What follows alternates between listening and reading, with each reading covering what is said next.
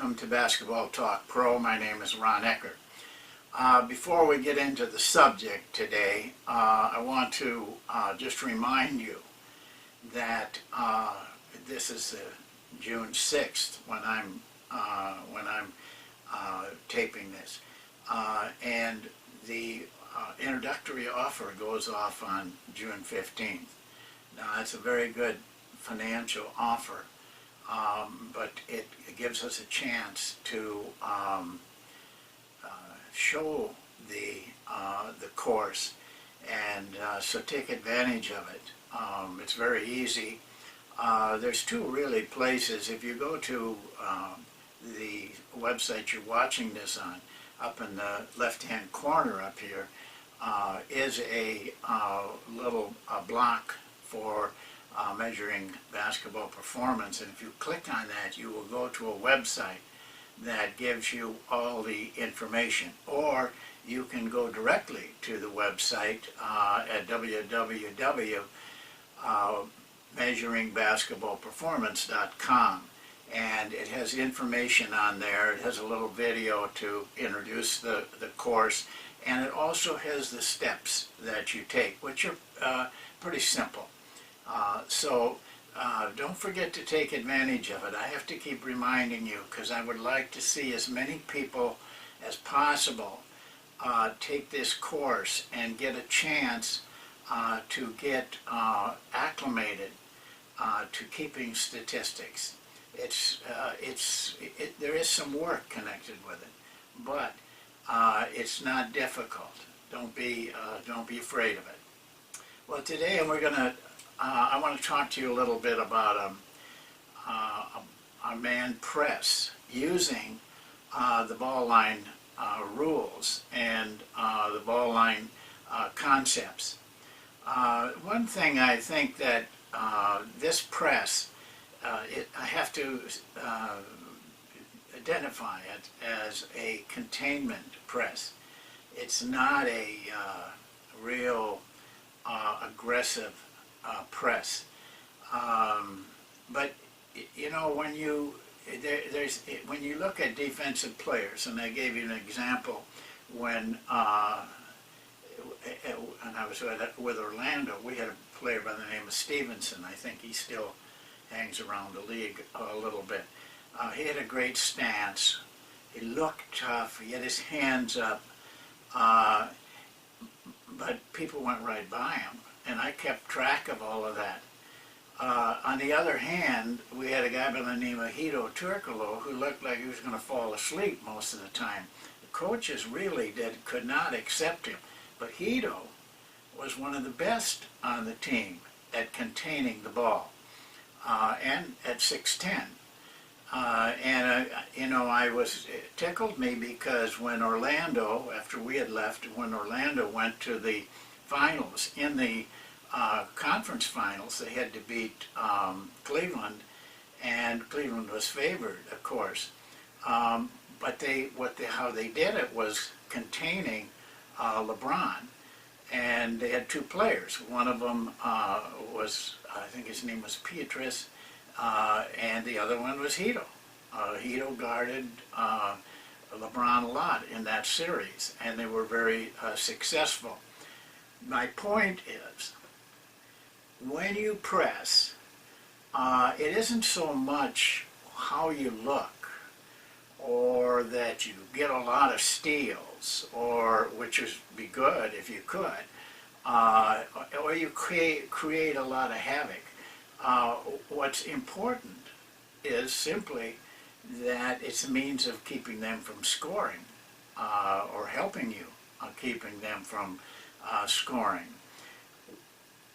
So, you know, I want you to understand that even though we may look soft on this defense, in reality, we are very effective with it by containing the offense, bringing the ball up. We use the ball line rules, which we just extend it to the length of the floor, and I'll show you that on the board. And we apply the 3 pillars of defense that we've talked about in the book. And that is contain the ball, be in position to contest shots, and be in position to rebound defensively. So that's the kind of press it is. Don't look for this to be a flashy deal, but it is effective. I want to just go over a few principles before I go on the board and show you how it operates. And remember, this is part 1. Part 2 will have video of us actually teaching it on the floor and players using it. And we have some pretty good video of the not only the presentation but of the play that you'll be able to see. Now, what actually started us, didn't start us, but confirmed for us the effectiveness of this press was doing OER DER. And what we found in the DER was that when we were able to press, which was usually after a made free throw or a made field goal, that was when our defense was at its toughest, its best. And yet we didn't really do a lot, just contain the ball coming down the floor. Now, that part of that might have been that they were taking the ball out of bounds, but in our research, using the charts from DER, we found that it was the press, even though it didn't look very tough, was very effective, and we knew we were in our best defense when we could use this containment press. Now, what we wanted to do, though, is to avoid getting into scramble by trapping and jumping at the ball and run and jump, though we do use a little of that. But what I'm going to show you in the next 2 videos is we don't use any traps or any run and jumps. Depending on the team that we had and the experience of the team, determined whether we were going to utilize that or not. But eventually we did sometime down in the season, just because we might need it in certain situations. But avoiding scramble is very important. I sat with Dave Bliss, the SMU coach at that time, very, very good coach, so he ended up running into some problems. But when I used to go watch Dick Motta's practice at Dallas, and we were talking about, just talking about basketball in general, and I brought up the question because Nolan Richardson at that time was at Arkansas, and he had what he called 40 minutes of hell, which was just an extremely aggressive press. And I asked him about playing against that. And he said, we don't really mind playing against it because we end up getting a lot of good shots. Sometimes layups and a lot of times wide open little jump shots at the end of it. He said, I'd much rather play against that 40 minutes of hell than I would against Eddie Sutton's defense, who was also in their league. He said he picks up really at half court, but his defense is always intact, and he said we don't get many easy shots against that defense. And I think that's where we were at as far as our defense was concerned. Now, what we attempted to do was make the ball handler or ball handlers work to get the ball into the half court. From the very beginning of my coaching career, I could not stand to watch people take the ball out and walk the ball down the floor, giving signals, giving plays, and wondering why we aren't defending them. to give them half the floor without any defense at all just seemed a waste to me. So that was kind of my principle. But our idea was to make them work without getting into scramble or giving up easy shots at the end. Also, it takes some time off the clock. Now in the NBA, with the 24-second clock, if you can take 2-3 seconds off, you affect the time that they have to run their plays. I'm not sure that that's true with the 30-second clock. But still, it has to have some effect, not to have as much time to run the half-court offense. And it allows our defense to get set, especially the bigger men. They have a long run from one basket to the other. Well, by containing the ball as it comes down the floor and slowing it down, they have a chance to get set up. And this is especially important on the side that the ball is at, so that the overplay man, which is on ball side, is in position to overplay, to deny that pass and force them out a little bit farther. And it stops speed. In the length of time I've coached, I've gone through them all. Some phases they have a lot of speed, and some phases they don't.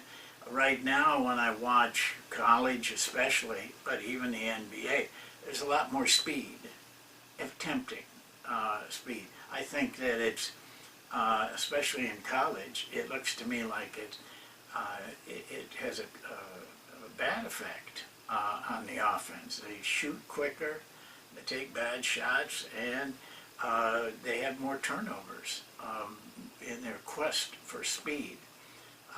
But if you have to play against it, by meeting the guys at, say, 3/4 of the floor, you control that speed. And actually you can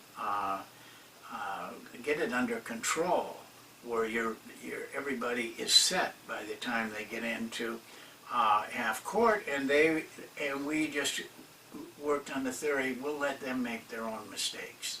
We're not going to make mistakes. We're not going to open up our defense. And if they don't make mistakes, that's okay, because they still have to run their offense, and they still have to get good shots in our half court. So it helped us a lot. We felt it was our strongest defense. So when we made a basket late in the game, we knew that opponent was going to have to play against our best defense. Now, we had to score to do that. But, if you don't score, you got other problems. So I'd like to go on the board now. And I'll remind you that tomorrow, not tomorrow, but the next session, we will have film so that you can see this live on the floor, and you can see the presentation also. But now let's take a look at the board, and I'll show you some of the things that you should look for in the next session. Okay, I hope that you have good vision of this. It's a little difficult to get close enough and still have me in the picture and the whole thing in the picture.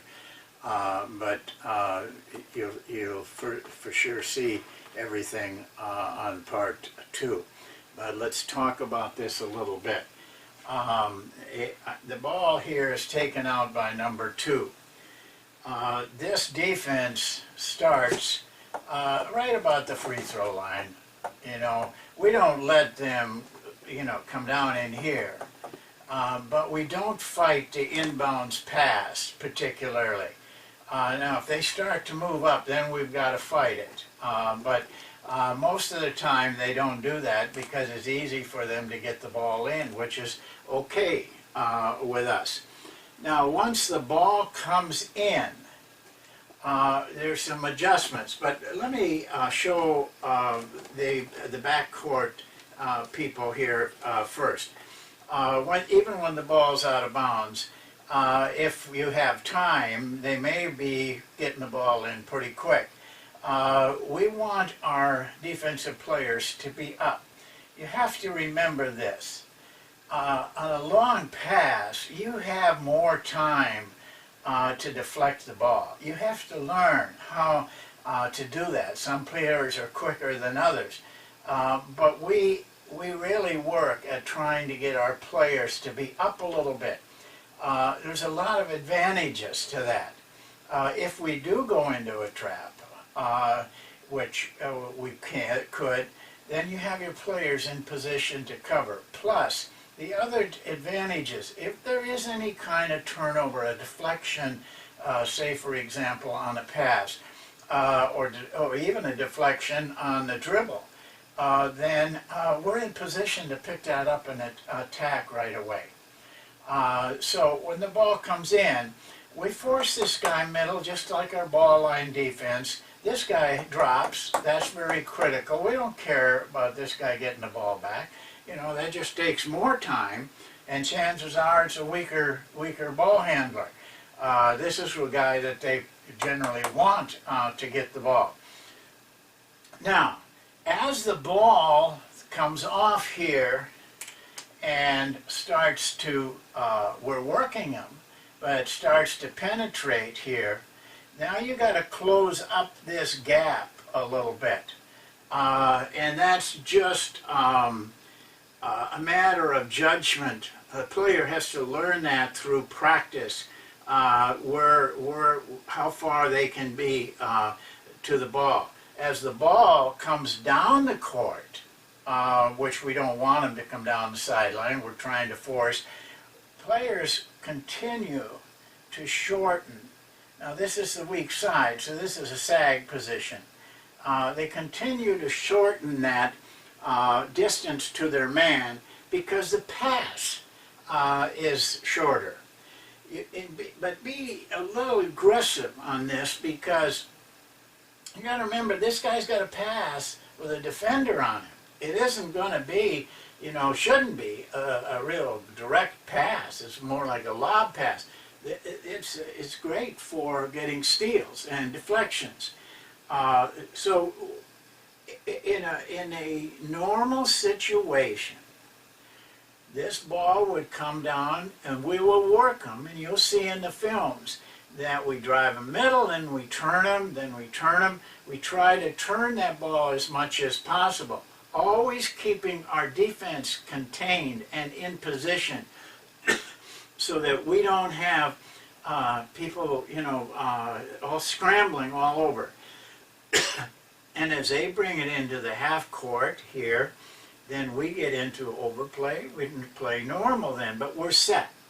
So this takes some work on their part. And you'll see in the film, and you can get your players, we drill our players on how to contain and how to drive them. But any time I see a guy having to do a little zigzag here to get the ball into the half court, I am pretty pleased with that because I know that we're putting a lot of pressure on it. They can't come down and start saying two and you get over here. You know, you've seen that. It bothers me. Shouldn't be that easy that you can start directing traffic out here. Well, we try to take that away. From now, even the guy with the ball is a little bit uncomfortable. It's critical, though, that we stop whichever side the ball's in. It could be over here. It doesn't make any difference. We stop that pass into the wing by overplay. Because then they can't really get their offense going. They may have to, you know, throw the ball over here and try it over there. But every time you make that kind of adjustment for the offense, it increases the worry, increases the uncomfortableness of the offense. And so you can do that without damaging your own defense. You don't need to be a 40 minutes of hell defense to make the offensive team uncomfortable in what they're doing. That all results in lack of execution, hurried shots, passes that are astray, all of those things. It's easier to deflect passes. It all plays into our defense. So this will show you just briefly. By the way, all this is in the book. And remember, wherever the ball is, that's the ball line. We have 5 guys behind that. We always cut that middle off. We're forcing middle and cut it off here by having a guy right in position. So this guy is always looking at 5 defensive players that are kind of packed in. And it almost deters him from trying to penetrate it. We find that a lot. A lot of people don't try this kind of a defense because it's taking away the penetration lanes. So that's it for today. Our second session, though, will be film work, and that makes it a lot easier for you to see. Plus, you also, I can't go through all the corrections here, but you hear them when we go on the floor, and I think things will fall in place for you. So, hopefully you'll make sure you see part 2. Make sure that you think about taking that statistics course.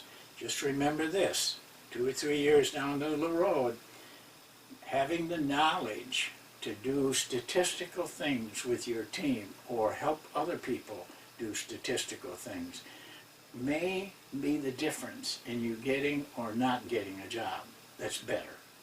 So take the time now. Plus, it's just good part of being a coach to know these things.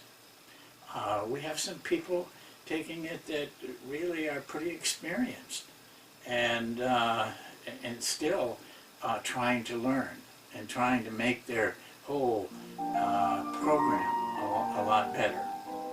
So that's it for today. Thanks for watching, and we'll see you next time.